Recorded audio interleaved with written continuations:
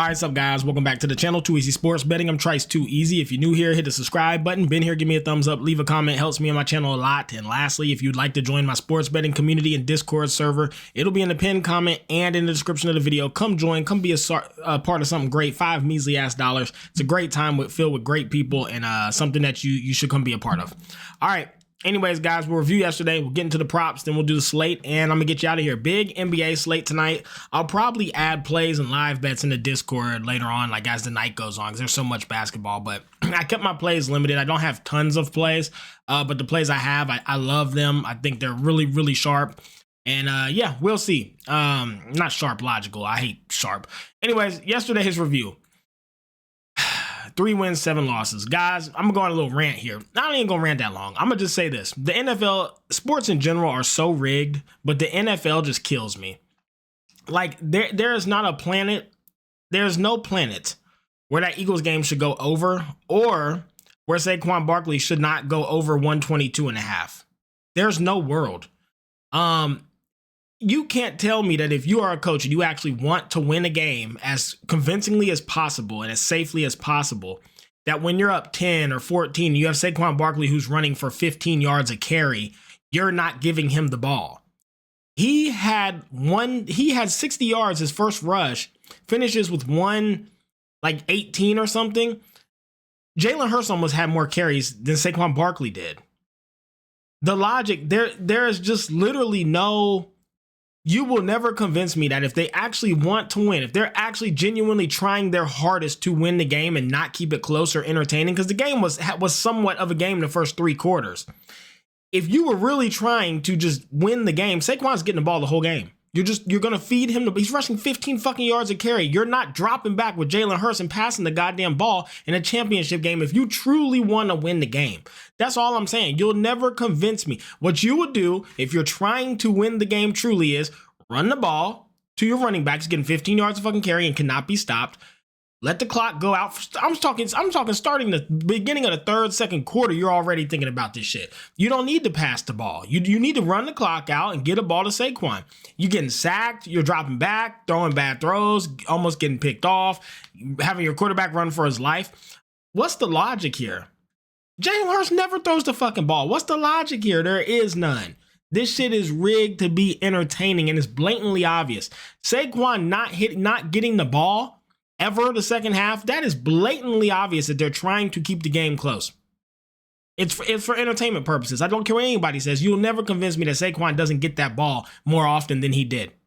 11 carries, 118 yards. You're not giving him the ball? Impossible. Not if you're trying to win. Anyways, Brian Robinson, 36 yards, needed 2 more. Austin Eckler had 14 in the first, ends up finishing with 16, 17. I don't know. It just fucking sucks. I think, in my opinion, the under should have hit if the Eagles were playing properly. Saquon should have hit. Brian Robertson is a 2-yard rushing hook. It sucks. Austin Eckler, what can you do? The kicker got it. Great. Chiefs and Eagles won. Under in the Chiefs game, that's fine with it going over. Pat Mahomes got 240. He almost had it. Travis Kelce wasn't even really in the game.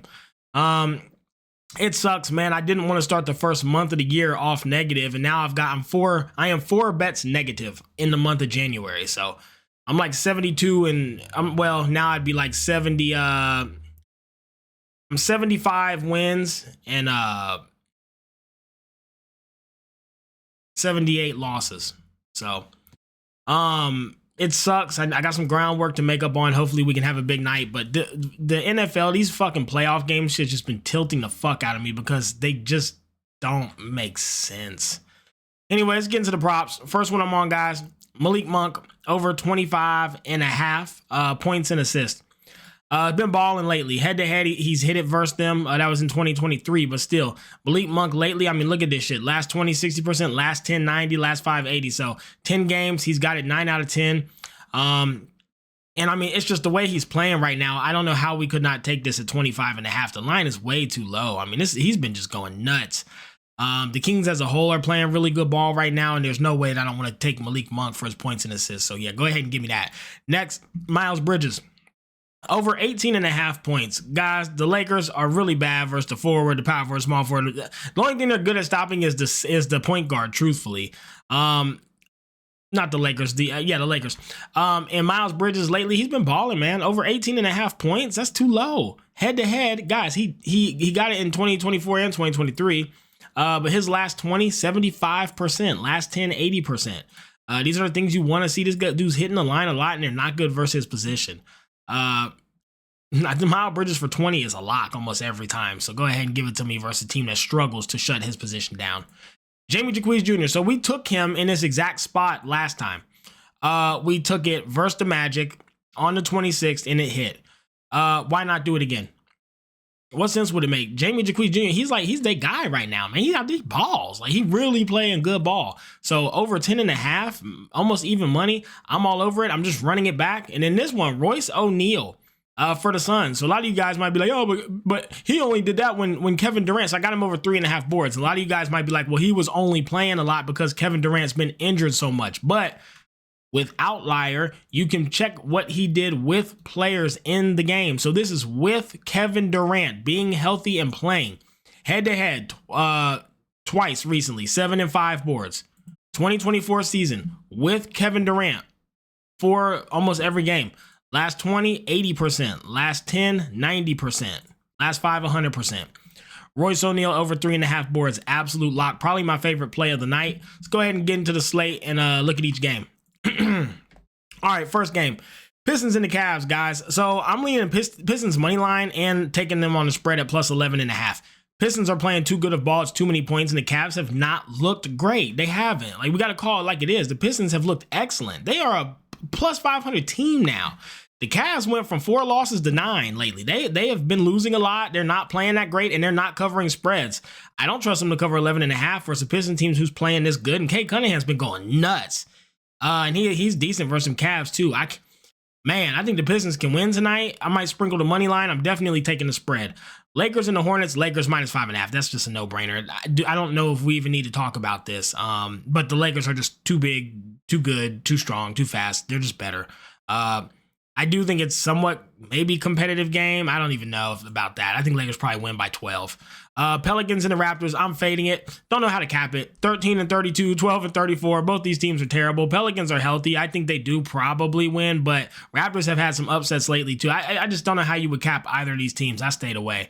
Grizzlies and the Knicks. Grizzlies continue to cover spreads, guys. They cover spreads constantly. They've been probably my most profitable team to bet.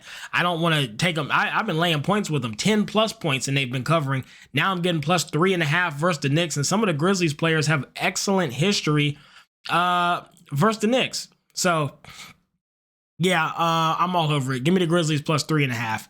Kings and the Nets. I faded it. Again, I like Malik Monk tonight. I think he does good, but Kings, Nets, I don't know. I can't lay 12.5 with the Kings. I do love how they're playing. I think they're playing good ball right now, and I think they're a really good team. Everybody's contributing, similar to the Bucks. Suddenly, everybody's contributing, and they're playing well. But you knew these teams would come online eventually. But 12.5 is just too many points. Nets are capable of covering that. I'm staying away. Rockets and the Celtics. This is another one where Rockets are 30 and 14. The Celtics are 32 and 14 on the season. Celtics they win games, but the spread covering's been kind of tough. How do you cap it? How do you cap the Rockets versus the Celtics? I think it's almost impossible. If you wanted to take the Rockets at plus 200 because it's some good plus money, I wouldn't be mad at you, but it's a fade for me. Magic and the Heat. I'm on a Magic money line, guys. They're looking good. They got a lot of their players back. They're almost fully healthy. Yeah, I definitely want the Magic versus Heat team who's terrible right now. They're in shambles. Their best player, probably Jamie Jacquizzi Jr. coming off the bench. I'm serious. I'll be watching the games, guys. I think he's a dog. You're not gonna win games when that's your best. When that's your best, guys. It'd be similar like the Trailblazers when they had Scoot coming off bench. It's just like he's your best player. You guys have no chance. That's how I feel about the Heat right now.